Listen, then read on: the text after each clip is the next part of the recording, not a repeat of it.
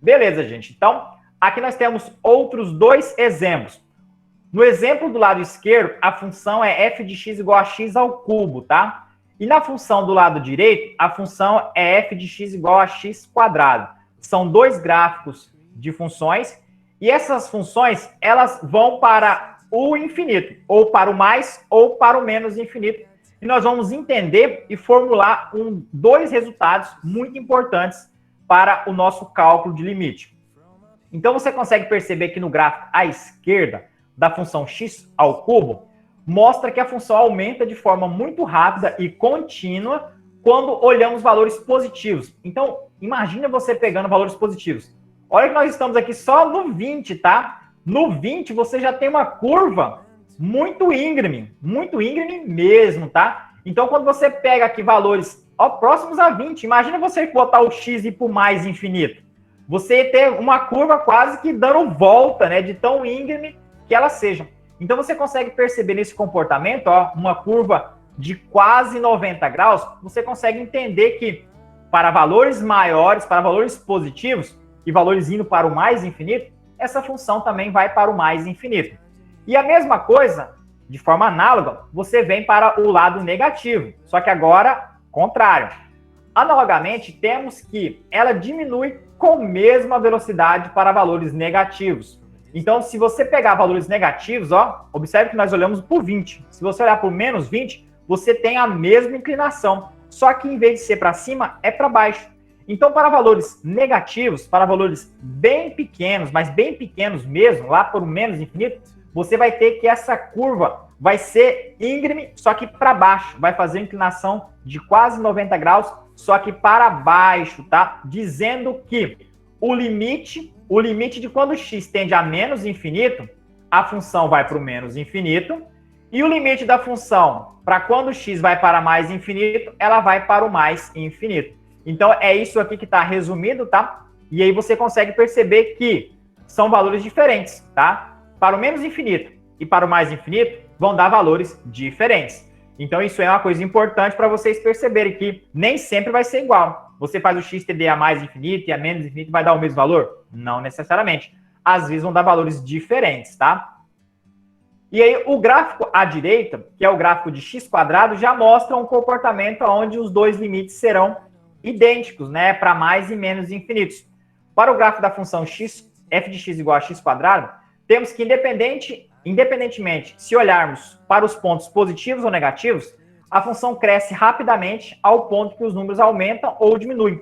Então, se você pegar valores mas bem pequenos, observe que estamos aqui na casa do menos 4.000. E nós estamos ali na casa dos 0, nós estamos na casa do 16 milhões, até pequenininho aqui. Nós estamos na casa de 16 milhões aqui já, ó.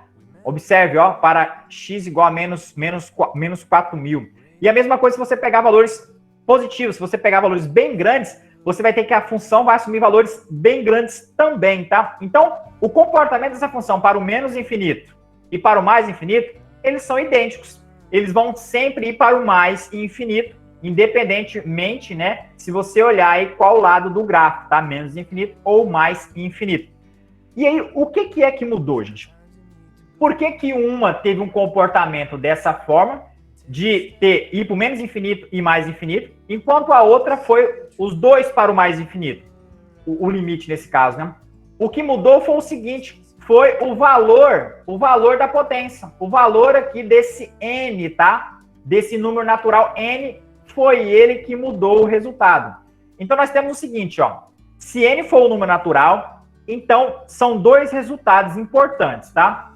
O primeiro, né, que é o resultado 2, você tem que o limite de x quando tende a menos infinito, você já consegue perceber, ó. Ele pode ser tanto menos infinito, ou pode ser mais infinito.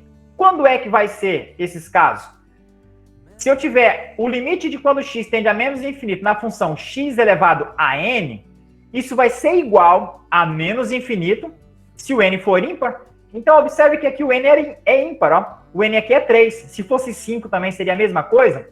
Esse limite de quando x tende a menos infinito ia também para o menos infinito. Ia gerar uma curva bem próxima a essa, tá? Não igual, mas bem próximo.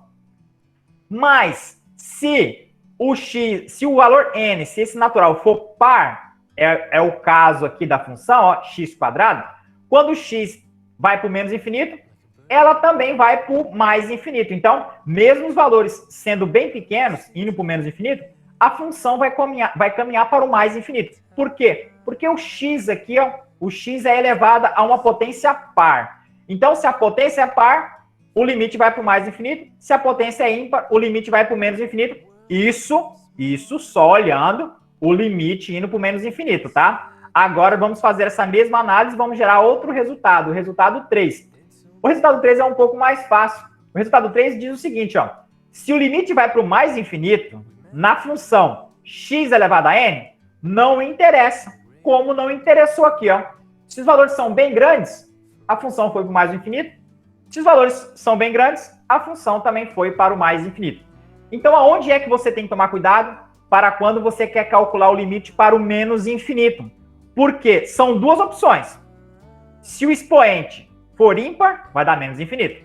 Se o expoente for par, vai dar mais infinito, tá? E vocês conseguem perceber esses resultados, tá? Eu coloquei os gráficos para não ficar aí só na definição. Então, vocês conseguem perceber como que é o comportamento desses gráficos, né? Para quando a potência é par e para quando a potência é ímpar.